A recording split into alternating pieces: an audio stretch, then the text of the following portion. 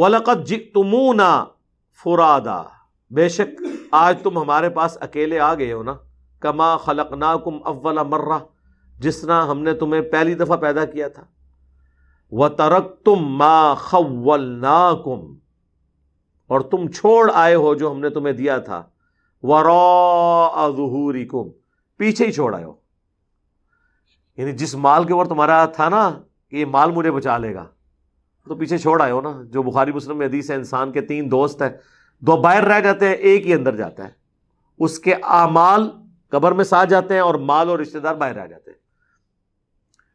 تو دنیا میں مال کی بنیاد پہ تم نے حکومت کی تھی نا، تو آج آگے ہو نا اکیلے، کوئی گٹھڑی ساتھ مال کی نہیں لے کر آئے. جس طرح تم کو ہم نے پیدا کیا تھا، یعنی جب پیدا ہوتا ہے انسان اس وقت بھی اکیلے ہی پیدا ہوتا ہے، مرنے کے بعد بھی اللہ کے پاس اکیلا جائے گا.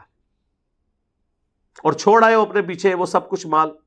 وَمَا نَرَا مَعَكُمْ شُفَعَاءَكُمُ الَّذِينَ زَعَمْتُمْ، اور کیا ہے کہ ہم وہ تمہارے سفارشی نہیں دیکھ رہے جن کے بارے میں تمہیں زوم تھا دنیا کی زندگی میں، اَنَّهُمْ فِيكُمْ شُرَكَاءُ، کہ وہ تمہارے معاملے میں ہمارے ساتھ شریک ہو جائیں گے. کدھر ہیں تمہارے بابے؟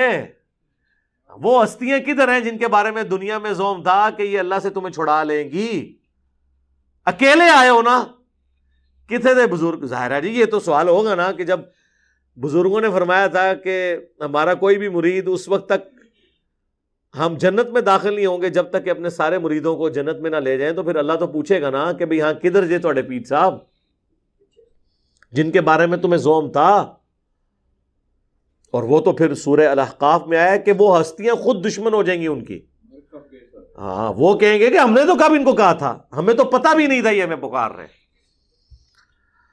یہ تو ان ہستیوں کے لیے جو واقعی جینون ہستیاں تھیں، وہ تو انکار کریں گی. باقی جو ہے نا ہستیاں جو جعلی بنائی ہوئی تھی، وہ تو تھوڑے تو پہلے انشاءاللہ جہنم وچ پہنچے ہون گے. وہ اگے نے ذرا اگے تک تلاش کرو گے لب جان گے تھانوں. لقد تقطع بینکم، بے شک ٹوٹ گئے تمہارے سارے رشتے، سارے وہ نظریات، وہ ساری آس اور امید ختم ہوگی جن ہستیوں پہ تم کھڑے ہوئے تھے. وَضَلَّ عَنْكُمْ مَا كُنْتُمْ تَزْعُمُونَ، اور تمہارے ہاتھوں سے جاتی رہی وہ تمام باتیں جو تم دنیا میں دعویٰ کیا کرتے تھے. اس کو وہ اردو میں کہا جاتا ہے ہاتھوں کے طوطے اڑ جانا. ٹھیک ہے، طرح نکل جانا ایک دم بندے تھا، ایک ہی ہو گیا. میرا خیال ہے اگر کسی شخص کو مرنے کے بعد اس طرح کا معاملہ ہو، اس سے بہتر نہیں ہے کہ وہ قرآن ترجمے سے پڑھ کے دنیا میں ہی آخرت کی فلم دیکھ لے اور بچ جائے. ٹھیک ہے، جس طرح یہاں بھی دنیا میں اگر کسی شخص کو ہم بتائیں کہ بھائی دیکھو یہ ویڈیو دیکھ لو CCTV کیمرے میں، کل ایک شخص یہاں سے گزر رہا تھا، گیٹ کراس کرتے ہوئے اس کا ہاتھ گیٹ کو لگ گیا، یہ گیٹ ارتھ ہوا ہوا ہے، وابڈا والوں کو ہم نے اطلاع کی ہوئی ہے لیکن ابھی تک یہ ٹھیک نہیں ہوا، یہ دیکھو اس کی لاش کل اٹھانی پڑی. کیا خیال ہے دنیا میں کسی کو یہ ویڈیو دکھائی جائے، وہ گیٹ وابڈا والے گارنٹی بھی دے دینا کہ اس میں کرنٹ نہیں ہے، لوگ کہیں گے جناب ایتھو تیسی گزرنے نہیں، کوئی دوسرا راہ دسو سانو. یہی ہوگا نا، کیونکہ جان کا خطرہ ہے، جہاں پر ایمان کا خطرہ ہے. اور بلکہ یہ بات کرتے ہوئے اگر کوئی شخص تھوڑے سخت لہجے میں بھی بول دے، 1-2 گالیاں بھی ساتھ نکال دے کہ فلانے ٹھنگیا تو اتھو چلے آ دیکھ کل بندہ ایتھے مر گیا، تو اس شخص کو اس کی گالیاں بھی یاد نہیں رہیں گی، بلکہ وہ کہے گا تو میرا محسن ہے کہ تو نے مجھے بچا لیا ہے، 3 گالیاں اور نکال کے مجھے بچاتا تاکہ مجھے یقین آ جائے کہ میں نے یہاں سے نہیں گزرنا. یہی ہے نا. لیکن دین کی بات آپ کسی بھی انداز میں ان کو کریں، گل بڑی سخت ہے. چلو جی یار گل کا انداز سخت ہے، گل تو ٹھیک ہے نا، نہیں گل بھی نہیں مننی، نہ منو، جاؤ چمڑ جاؤ جا کے. تو اللہ تبارک و تعالیٰ نے آخرت کی فلم پہلے ہی چلا دی ہے، یہ ہوگا، یہ رزلٹ نکلے گا.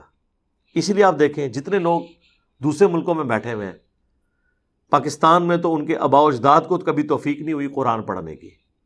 وہاں جاتے ہیں جب تھوڑی لادینیت دیکھتے ہیں، تھوڑا سا اپنے آپ کو جھنجھوڑتے ہیں کہ ہم نے اپنے ریلیجن کی طرف واپس آنا ہے، اپنے آپ کو مصروف کرنے کے لیے قرآن پڑھتے ہیں. جب قرآن پڑھتے ہیں تو ان کے طوطے واقعی اس طرح ہی اڑتے ہیں جس طرح آخرت میں بابوں کے مارنے والوں کے اڑیں گے. اوکے یار یہ قرآن تو کچھ اور لکھا ہوا ہے.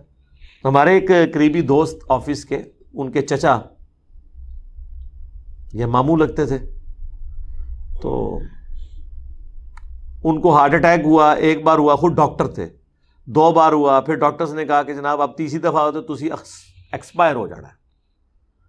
اب جب کسی کو بتایا جائے کہ بھئی کام تہاڈا نیڑے ہے, تیاری کر لو, اور پھر ڈاکٹر بھی ہو, وہ اس چیز کو سمجھتا بھی ہو.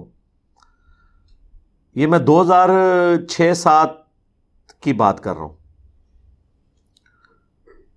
وہ جی انہوں نے قرآن جو ہے نا ترجمے سے پڑھنا شروع کر دیا. سوری, خالو تھے, وہ ماموں نہیں تھے, خالو تھے. قرآن ترجمے سے پڑھا, احمد صاحب بریلوی صاحب کا ترجمہ. بریلوی تھے تو ظاہر ہے انہوں نے مرنے سے پہلے بریلویت کی تیاری کرنی تھی نا, ظاہر ہے, کیونکہ محلے کی مسجد بریلویوں کی تھی. یہ ہوتی ہے ہماری تحقیق. وہ جناب جب انہوں نے قرآن پڑھا تو گمراہ ہو گئے. انہوں نے کہا یار یہ ہمیں تو انہوں نے بابوں بزرگوں, اللہ تعالیٰ تو نہ کسی بزرگ کو, نہ کسی فرشتے کو, نہ کسی پیغمبر کو اپنی توحید کے معاملے میں خاطر میں لاتا ہے, اور انہوں نے تو یہ کیا کیا ہستیوں کے ساتھ عقیدے جوڑے میں. تو وہ اپنا مسلک ہی چھوڑ گئے. جو میں نے اکثر کہا ہے کہ اگر کوئی شخص اپنے فرقے کا بھی قرآن کا ترجمہ ایمانداری سے پڑھ لینا تو اللہ تعالیٰ اسے ہدایت دے دے گا. یہ اللہ کا وعدہ ہے, والذین جاہدوا فینا لنہدینہم سبلنا. بلکہ ایون وہ قرآن پڑھتے ہوئے اسے یہ بھی پتہ چل جائے گا, تھوڑی سی اپنی عقل استعمال کرے کہ قرآن میں تو یہ لکھا تھا, تو یہ میرے مولوی نے اس کی جو یہ تشریح کی ہے یہ تو اس میں بیٹھتی نہیں ہے.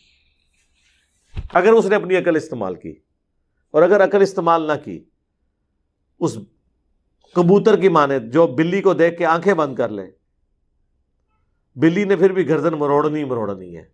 آنکھیں بند کرنے سے بلی غائب نہیں ہو سکتی. اس طرح آنکھیں بند کرنے سے قرآن و سنت کے جو نظریات ہیں وہ غائب نہیں ہوں گے, اور آپ کے بزرگوں کے بتائے ہوئے عقیدے وہ جسٹیفائی نہیں ہوں گے. تو اس سے پہلے کہ آخرت میں ہوائیاں اڑ جائیں, جو اللہ تعالیٰ نے بیان کیا کہ اڑ جائیں گی ان کی ہوائیاں, اس سے پہلے آخرت کی تیاری کر لیں. اللہ تعالیٰ سے دعا ہے جو حق بات میں نے کہی ہے ہمارے دلوں میں راسخ فرمائے. اگر جذبات میں میرے منہ سے کوئی غلط بات نکل گئی تو اللہ تعالیٰ ہمارے دلوں سے دھو ڈالے اور ہمیں معاف بھی کر دے. ہمیں کتاب و سنت کی تعلیمات پر عمل کر کے دوسرے بھائیوں تک پہنچانے کی توفیق عطا فرمائے. سبحانک اللہم و بحمدک, اشہد ان لا الہ الا انت, استغفرک و اتوب الیک, وما علینا الا البلاغ المبین. جزاکم اللہ خیرا. آمین.